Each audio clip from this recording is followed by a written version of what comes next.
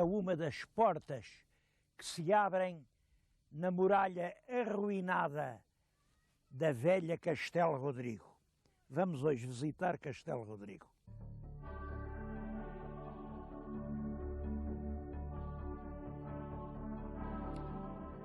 Estas paredes arruinadas são tudo quanto resta de um grandioso palácio que já existiu aqui, bem no centro do castelo.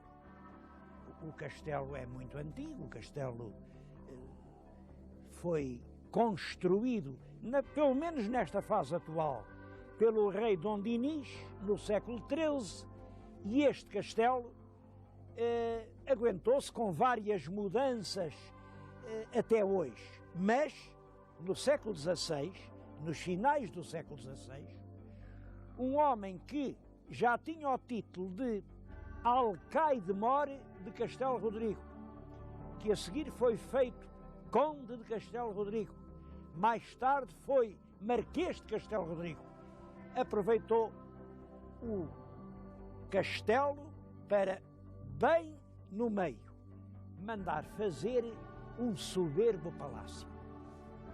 Esse homem era Cristóvão de Moura e costuma contar-se a história desta maneira. O traidor Cristóvão de Moura, que foi quem meteu Portugal nas mãos dos castelhanos, ele é que teve a culpa, foi só ele, e por isso o povo vingativo, quando vem aquela grande libertação e a onda de alegria da Revolução de 1640, vem aqui, arrebenta com as portas do majestoso palácio, pega-lhe o fogo, e era uma vez um palácio. Tudo quanto chegou até hoje é isto que estão a ver. Eu não sei se isto teria sido bem assim. Não sei, nunca vi documentos que o provem. E de certo modo não acredito. Não acredito por uma razão. Acho que em 1640 ninguém odiava já Cristóvão de Moura. Cristóvão de Moura tinha morrido há muitíssimo tempo. Eu creio que ele morreu cerca de 1615, portanto, havia mais de 20 anos que ele tinha morrido. Não se odeia assim um homem. E porquê é que o haviam de odiar? Já agora vamos lá ver quem foi o Cristóvão de Moura. Ele está ligado a Castelo Rodrigo, era filho de um fidalgo relativamente modesto, mas que era o Luís de Moura, que era o Alcaide-Mor de Castelo Rodrigo, e o pai, que vivia em Lisboa, quando o pequeno, que fez estudos e revelou-se de uma grande inteligência, quando o pequeno tinha 14 anos, mandou para Castela. E mandou para Castela por uma razão. É que o Luís de Moura estava casado com uma senhora que era irmã de um grande embaixador, de um grande diplomata, o Lourenço Pires de Távora, que estava nessa altura na corte de Castela. Estava lá e, portanto, sempre podia arranjar, enfim, olhar pelo destino do rapazinho, e aqui vai o Cristóvão de Moura, confiado ao tio, aos 14 anos. O tio conseguiu, rapidamente, metê-lo no paço da infanta Dona Joana, que vem a casar com o nosso infante Dom João. Olhem, a mãe del rei Dom Sebastião. Era a mãe del rei Dom Sebastião. E o embaixador Lourenço de Távora fez o sobrinho pajem da senhora infanta. Ele lá se criou, sempre em Castela, poucas vezes veio a Portugal, era completamente um castelhano. Quando o Filipe II governa, o Filipe II confia muito nele. Ele tinha-se revelado um político fino, hábil, astucioso, e é quem aconselha o Filipe II em tudo quando se refere a Portugal. E, de facto, quando o rei Dom Sebastião morre na Batalha de Alcácer Quibir, quem vai suceder no trono, ele ainda tinha um velho tio, que era o cardeal Dom Henrique, foi rei pouco tempo, cerca de 2 anos, bem se sabia que o homem estava velho e cansado e não ia longe. e não podia assegurar sucessão por duas boas razões. A primeira é que era cardeal e a segunda é que estava muito velho. Duas razões que se juntavam, portanto, quem ia ser o rei de Portugal? Reparem, este problema é interessante. É uma espécie de jogo de cartas. Tinha que ser um descendente do rei Dom Manuel. Está aqui o rei Dom Manuel.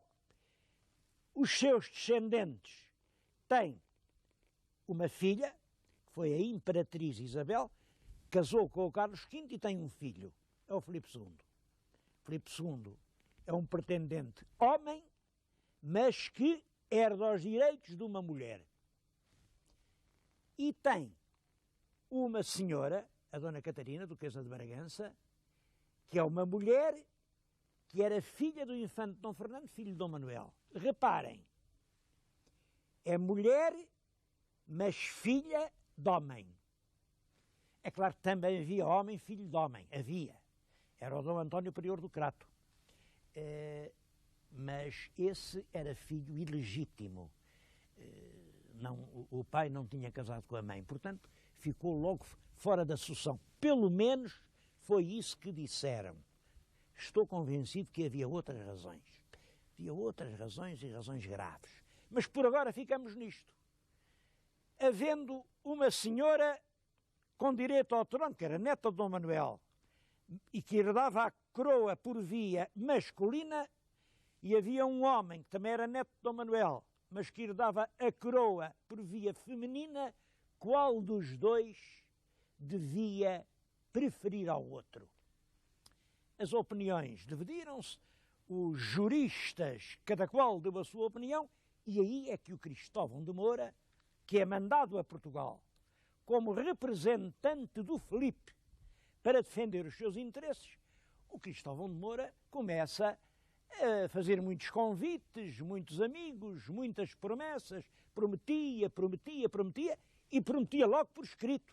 É a famosa história das cédulas. É que o rei de Castela, Filipe II, confiava tanto nele que lhe entregou um maço de folhas de papel em branco assinadas por El Rei. E ali o Cristóvão de Moura podia pôr tudo o que lhe apetecesse. E pôs. A uns prometeu fazer condes, a outros prometeu dar empregos, a outros mandar para a Índia, a outros dar tensas, dar rendimentos, dar vilas, dar castelos, dar dignidades. Um homem, quando quer uma coisa, não há nada que não prometa. E o Cristóvão de Moura prometeu, mas notem, prometeu e cumpriu. É por isso que dizem que ele era traidor. Eu não sei se um homem que serve ao Senhor a quem jurou lealdade e que o serve bem, se pode chamar traidor. Ele nunca se apresentou como um fidalgo representante da legalidade portuguesa. Ele disse sempre, para mim, o rei legítimo é Filipe II. E dizia outra coisa, que era importante. Castela tem um imenso poder e vai tomar conta disto. A gente só pode escolher uma de duas coisas. Se vai tomar conta disto a bem e fazendo enormes concessões, enormes garantias, deixando-nos viver como um país independente, embora com um rei estrangeiro, ou então toma conta disto pela guerra, a mal. E nessa altura Portugal vai ser apenas mais uma triste província de Castela, e já tem que ser, que seja da melhor maneira. Eu devo dizer que ele tinha razão. Era fatal naquela altura, aquela situação. Era muito difícil encontrar forças, depois do imenso desastre de Alcácer Quibir, para resistir ao exército castelhano, que era um dos mais poderosos exércitos da Europa. Cristóvão de Moura, mais tarde, vem a ser designado pelo rei vice-rei de Portugal. Foi por duas vezes. A primeira entre 1603 e 1606 e a segunda entre 1608 e 1611. De ambas as vezes, defendeu os interesses portugueses, advogou junto do governo de Castela a proteção de tudo quanto era nacional. Não se conhecem nem perseguições, nem atos de violência. É claro que é certo que a história o ligou ao processo da perda da independência portuguesa em 1580. O que não me parece justo é que toda a gente se tivesse deixado comprar. E a gente agora resume a história desta maneira simples. O traidor Cristóvão de Moura, o traidor era só ele, foi por culpa dele que a gente perdeu a independência. É muito fácil a gente encontrar botes expiatórios. Quando quisermos realmente pôr as mãos na consciência, temos de concluir isto. Os culpados fomos todos nós.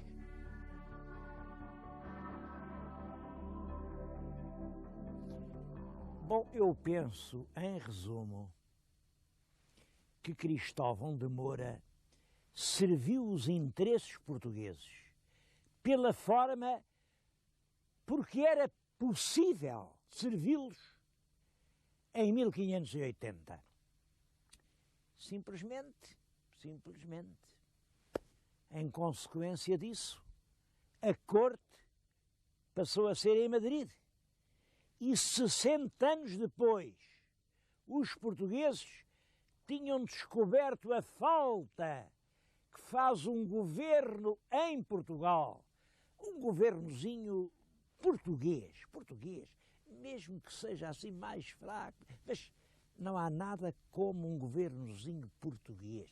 Isto quer dizer que 60 anos depois do domínio filipino, os portugueses tinham descoberto a falta essencial que a independência nos faz. Bom, e então revoltaram-se. Foi a tal revolta do 1º de dezembro de 1640. A gente na escola primária aprende, pelo menos aprendi, agora não sei como é, a gente aprendia que os 40 conjurados iam nas suas carruagens e ao bater das 9 horas saltaram da carruagem, fizeram uma revolução e meia hora depois, pronto, Portugal era outra vez um país independente. É preciso desconfiar dessas revoluções de meia hora. O que 1640 foi apenas uma tomada de atitude que naturalmente, os castelhanos não aceitaram. E depois dessa data do 1º de dezembro, foi necessário manter uma guerra que se prolongou ano após ano. 1640, 41, 45, 50, 55, 60, 65. Durou 28 anos.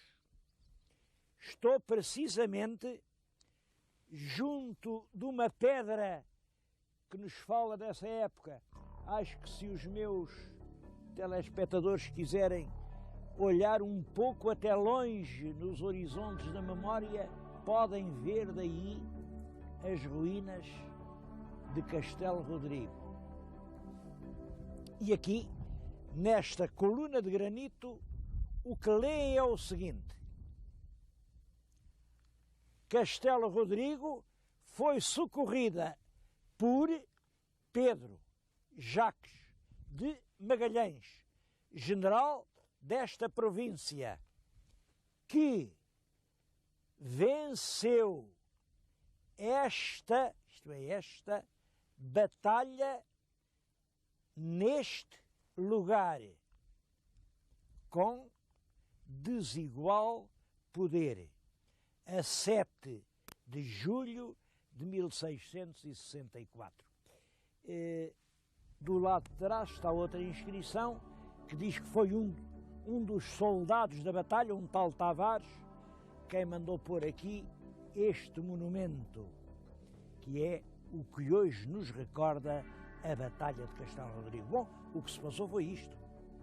um exército espanhol bastante poderoso, comandado pelo Duque de Osuna, com mais de 4.000 homens e, sobretudo, com muita artilharia, penetrou aqui, estava daqui a bater as muralhas de Castelo Rodrigo e o governador da Almeida, que era o tal Pedro Jacques de Magalhães, combinou com o governador de Castelo Rodrigo uma manobra muito hábil.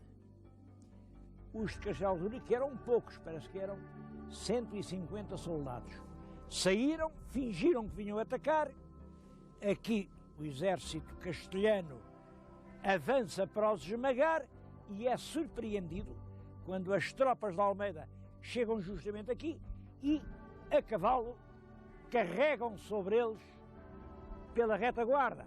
É claro, muito aflitos, eles viram inimigos à frente, inimigos atrás e, naturalmente, perderam completamente o domínio da situação, fugiram para Castela, mas deixaram aqui, no solo, imensos prisioneiros, mais de 1.000, centenas de peças de artilharia. Contam-me aqui na terra ainda gente de agora, quando andam a cavar estas vinhas, ainda aparecem granadas que recordam essa batalha.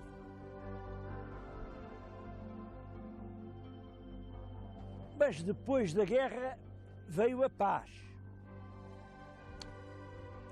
A segunda metade do século XVII é já para Castelo Rodrigo um período de quase decadência. As pessoas não gostavam de viver ali apertadas por aqueles muros, lá em cima um sítio ventoso, frio e, sobretudo, com pouca água. Então, uma a uma começaram a fazer cá embaixo no vale as suas casinhas, a ter as suas aradas, e quando se chega ao liberalismo, sem se dar por isso, a vila estava cá embaixo num lugar a que chamavam a Figueira, estava no lugar de Figueira. Claro que ainda havia os velhotes que estavam lá em cima e protestavam, o lugar é aqui, não vão lá para baixo, há reclamações. Mas é claro que contra estas forças não há defesa. Quando vem a reforma do Passos Manuel, em 1836, já a cabeça do concelho é colocada aqui, em Figueira, Figueira de Castelo Rodrigo, para a distinguir da Figueira do litoral, a Figueira da Foz. E o crescimento foi muito rápido, porque realmente esta Vila da Figueira podia-se orgulhar de ser o melhor celeiro do distrito da Guarda, a melhor adega do distrito da Guarda, o melhor lagar do distrito da Guarda. Uma terra muito farta, uma terra com muita água, que por isso cresceu e hoje, como vê, é uma linda vila, chamam-lhe a Vila Branca, olhada lá de cima das muralhas negras do castelo medieval, parece realmente uma pequena cidade que vai alargando nos campos.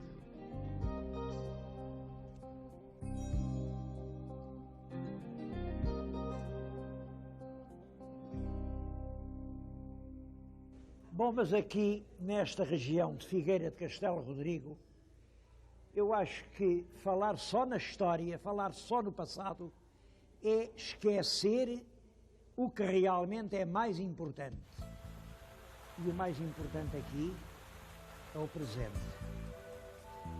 Esta terra, assim, a um primeiro olhar, pode até parecer uma terra áspera, uma terra esquiva ao trabalho do homem. Não se enganem. É uma das terras mais ricas e mais generosas que há em Portugal. Eu pus aqui na minha mesa alguns dos produtos tradicionais, castiços. Tenho aqui um vinho, vinho do convento. Este vinho, eu não quero fazer reclame de coisa nenhuma, mas penso que não há favor nenhum em dizer que este vinho é um dos mais belos vinhos portugueses. E além do vinho, há os laticínios. Aqui, entre estas colinas, há mais de 20 mil ovelhas. Os donos das ovelhas estão associados e produzem um queijo excelente. Este é inteiramente de ovelha, um queijo muito amanteigado, que é delicioso. E 20 mil ovelhas dão para uma produção de queijo grande. Há o azeite. O azeite da região excede os 10 milhões de litros por ano. É uma das regiões portuguesas mais ricas no azeite. Bom, e além do azeite, há a cerâmica e há os granitos, há os materiais de construção, há a amêndoa que se exporta em grande quantidade. Bom, e há estas pequenas coisas de sabor popular, estes enchidos, que é claro que são muito bons. Isto são os famosos esquecidos de Castelo Rodrigo. No conjunto, pensam que a produção agrícola do concelho é superior a 10 milhões de contos. Ora, se pensarmos que no concelho há uma população de 10 mil pessoas, vejam isto que eu já disse uma vez a propósito de uma outra região dos Açores. Se em todo o nosso país o trabalho tivesse esse rendimento, nós deixávamos de dizer que éramos um país pobre.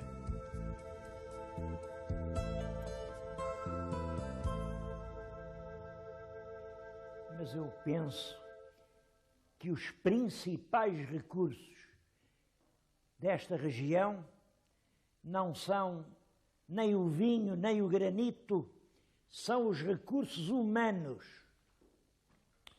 Esta gente é uma gente que emigra muito, mas vá para onde vá, dá sempre conta de si. E não é preciso ir ver o trabalho dos imigrantes. Eu peço às pessoas, ponham os olhos nos olhos destes jovens. Vejam esta gente. Impressiona-me muito que em terras assim nós estamos a educar no fundo para a imigração. Eles crescem quando são uns homenzinhos, não há aqui empregos para eles e vão-se embora. Bom, e o que fica cá dentro, nós somos assim uma espécie de mineiro que anda a encher o saco de minério, deita fora as pepitas de ouro e fica só com os seixos estéreis. Acho que esta gente destas regiões, claro, nós não podemos impedir que emigrem, não podemos impedir ninguém de ir procurar a sua vida onde ela for melhor. Agora, acho que todos podíamos fazer um esforço para que, para gente desta, houvesse sempre um lugar dentro de Portugal, porque isto